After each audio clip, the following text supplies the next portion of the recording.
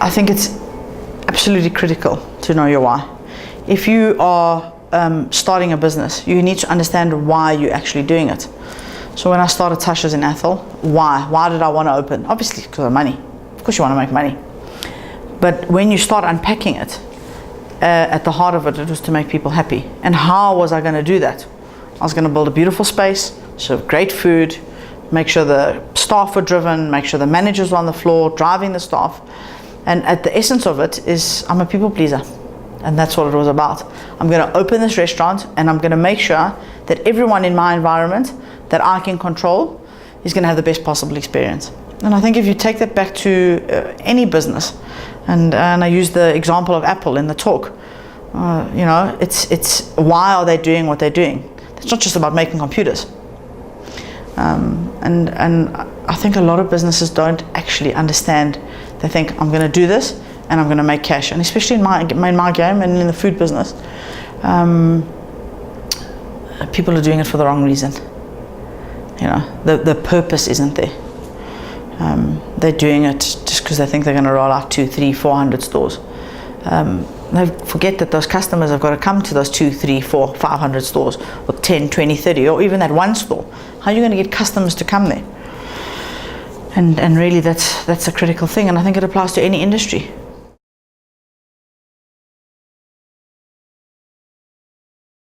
I think as the business has grown, we employ 1,300 people, soon to be 1,400 people. And it's about fostering that culture within those 1,400 people. So ultimately what the goal is to open a Tasha's training school. I think hospitality in this country is viewed as sort of a menial job, and people don't take waiters seriously, and they don't take people who work in kitchens seriously. And I'm not talking about celebrity chefs, I'm talking the guys who are doing the daily grind. And I certainly think if you go to places in Europe, there's schools and you get a certificate. And it's like getting a diploma, and you go to university. And when you leave that school and you become a waiter, it is your vocation, it's your job, that's what you do. So I think part of it is definitely the training, and ultimately we'd like to open this training school where people get certified.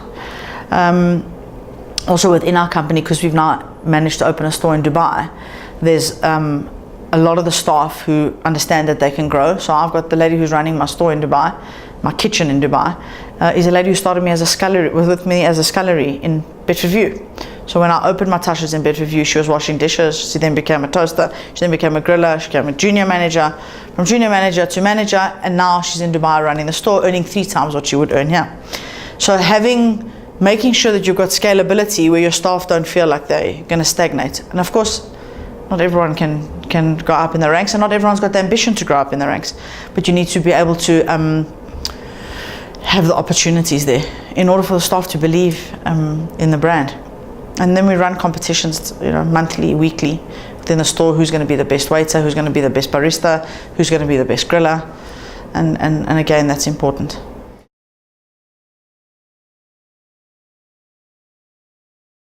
The reason for drawing a line in the sand, 15, 16 stores, is not so much about putting the right people into place who can now expand the business. The ambition is there. I just don't think that in the arena that we play in, that the market could handle more Tashas. I don't think that I think the brand would become diluted. Quite a difficult brand to control, but we would put process in place to control it. I just think it would become a diluted experience, and we don't want to do that. And again, we want to control it. But certainly, to speak to what you said about at different points in the business, bringing in different people who can take it to that next level. I think I'm there. I think being a good leader is being able to know what you're good at and also what you're not good at. So in terms of scalability, now we're going to grow and we're going to expand internationally. We're going to have to bring different people on board who've got a different mindset and a different skill set, and people who've done that. I haven't, you know. It's been a difficult journey as a leader, because I'm a restaurateur at heart, that's what I do, and now I've got this big business, but I'm still a restaurateur. So when I look at my business, I say, who do I need? I need someone who's really good, who can work with numbers. I need someone who's brilliant at ops. But you've got to also then make sure you don't let too much go.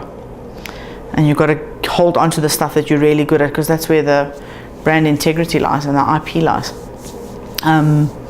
But yeah, certainly we're going to open another 4 or 5 in Dubai, use the same philosophy, look at the market, say how many can this market take, and early on before we start expanding, say, Dubai will never be more, or the Middle East will never be more than 8. And I predicted 10 years ago when I started Tasha's, or rather 8 years ago when I started franchising with famous brands, there was a big push to open 20, 25, 30. And I sat with Kevin and I said, Kevin, we're never going to be more than 15, 16 max. And that's correct. And the other day we were having a chat, he said, you're quite right. The market's now saturated, it's enough.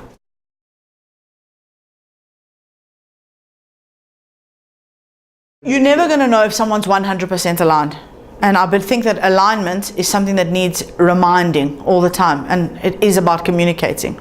So first off, you're going to interview your franchisee and make sure that they've got a similar philosophy. Do they love quality ingredients, or are they there to only focus on food cost? Do they understand the importance of having a solid wood table instead of a plastic table? Do they understand the importance of paying their staff correctly? Do they understand the importance of training? You ask them all of those questions, you get a feel of whether this person's right. So now, yes, they're aligned. You go and you open your store. Alignment is something that can waver when people are not making the right bottom line, or if they've invested 8 million rand and they want to get a return quicker, then they start cutting corners. So for us to make sure that the people, it's a road and a journey that we're always on together.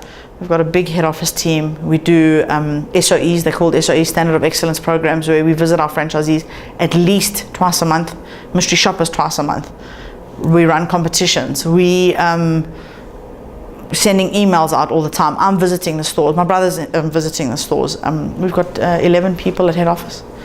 So we only got 14 stores and we have 11 people working at head office. People say, oh my God, that's insane. But I insist on it because I want someone to be at that store all the time, making sure that the franchisee is aligned.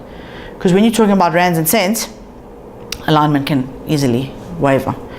You say to the guy, listen, your tables are chipped. You can't serve customers on those tables. Well, the chairs don't look good. Or we renovating our store in Rosebank and the franchisee is saying, not now. You got to get them to understand where you're coming from and where you want to take the brand. And our brand's really about a long-term investment. It's about guys who want it to become their lifestyle. They want to own a Tasha's because they want to go and socialize and talk to their customers and be delivering a great product and be delivering a great coffee in this stunning environment. So you also got to ask your franchisee, are you prepared to make a commitment to the Tasha's way, the Tasha's lifestyle? It's not just a business that you're going to run remote control.